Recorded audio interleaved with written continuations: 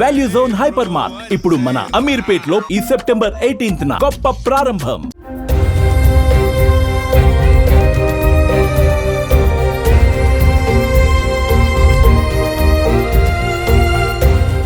September 17 నిరంకుశ పాలనకు సంఖ్యలు తెంపిన దినం. చరిత్ర మరిచిపోలేని మహా పోరాటానికి నేటితో 77 ఏళ్లు. నిజాం సామ్రాజ్యాన్ని నేలమట్టం చేసిన దినమది. ఆపరేషన్ పోలోతో నిజాం నవాబు దిగొచ్చిన రోజు. ఈ పోరాటంలో ఎంతో మంది అమరులయ్యారు. అసలు నాటి పోరాటంలో అసలేం జరిగింది? ఆపరేషన్ పోలో ఎందుకు చేపట్టాల్సి వచ్చింది? 200 సంవత్సరాల దోపిడీ, 47 సంవత్సరాల తిరుగుబాటుతో వచ్చిన తెలంగాణ విమోచనోద్యమంపై స్పెషల్ స్టోరీ.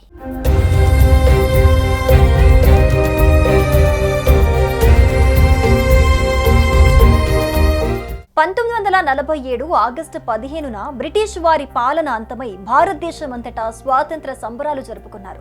కానీ దేశం నడిబొడ్డున ఉన్న హైదరాబాద్ సంస్థాన ప్రజలకు ఆ అదృష్టం లేకుండా పోయింది. అప్పటి వరకు బ్రిటిష్ వారికి సామంతుడిగా ఉన్న హైదరాబాద్ నవాబు మీర్ ఉస్మాన్ అలీ ఖాన్ తాను కూడా స్వతంత్రుడినయ్యానని ప్రకటించుకున్నాడు. అంతేకాదు హైదరాబాద్ అటు ఇండియాలో ఇటు పాకిస్తాన్లో కలవదని స్వతంత్రంగా ఉంటుందని ప్రకటించాడు. కానీ సంస్థానంలోని ప్రజలు తాము భారతదేశంలో కలవాలని కోరుకున్నారు.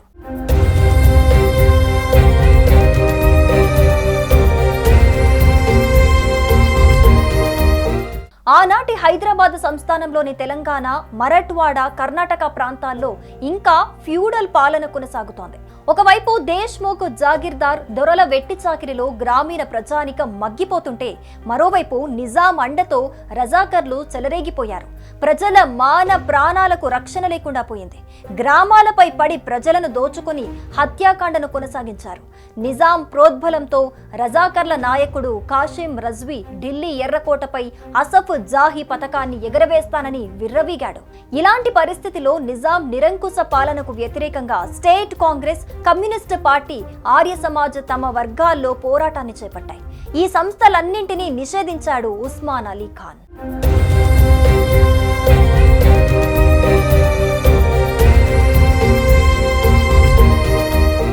భారతదేశ నడిబొడ్డున క్యాన్సర్ కణితిలా మారిన హైదరాబాద్ సంస్థానంపై చర్య తీసుకోక తప్పదని నాటి హోంమంత్రి సర్దార్ వల్లభాయ్ పటేల్ నిర్ణయించుకున్నారు. పరిస్థితిని ముందే ఊహించిన నిజాం నవాబు పాకిస్తాన్ సాయం కోసం వర్తమానం పంపడంతో పాటు ఐక్యరాజ్య సమితిని ఆశ్రయించాడు. ఈ పరిణామాల నేపథ్యంలో 1948 సెప్టెంబర్ 13న భారత సైన్యం ఆపరేషన్ పోలో పేరిట హైదరాబాద్ సంస్థానాన్ని ముట్టడించింది. దీనికి పోలీస్ యాక్షన్ అనే పేరు పెట్టింది. ఆ తర్వాత సెప్టెంబర్ 17న నిజాం నవాబు లొంగుబాటు ప్రకటన చేశారు.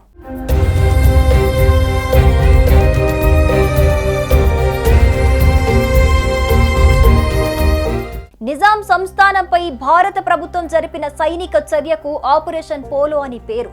జనరల్ జేఎన్ చౌదరి నేతృత్వంలో 1948 సెప్టెంబర్ 13న సైనిక చర్య మొదలైంది. సైన్యం 2 భాగాలుగా విడిపోయి విజయవాడ నుంచి ఒకటి, బీదర్ దిశగా రెండోది కలిసింది. మొదటి 2 రోజులు నిజాం సైన్యం తిరగబడినా ఆ తర్వాత క్షీణించింది. తాను ఓటమి అంచుల్లో ఉన్నట్టు గమనించి నిజాం నవాబు దిక్కుతోచని స్థితిలో లేక్ వ్యూ అతిథి గృహంలో బంధించిన భారత ఏజెంట్ మున్షిని కలిసి లొంగిపోతున్నట్లు ప్రకటించాడు. దీంతో ఆపరేషన్ పోలో విజయవంతమైంది.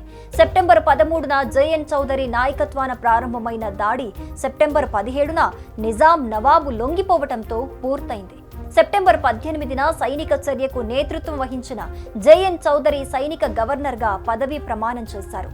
ఎంకే వెల్లోడి ముఖ్యమంత్రిగా నియమించబడ్డాడు. ఈ విధంగా హైదరాబాద్ వాసులకు స్వాతంత్రం వచ్చింది. హైదరాబాద్ రాష్ట్రం ఏర్పడింది. అందుకే సెప్టెంబర్ 17ను తెలంగాణ విమోచన దినోత్సవంగా పాటిస్తారు.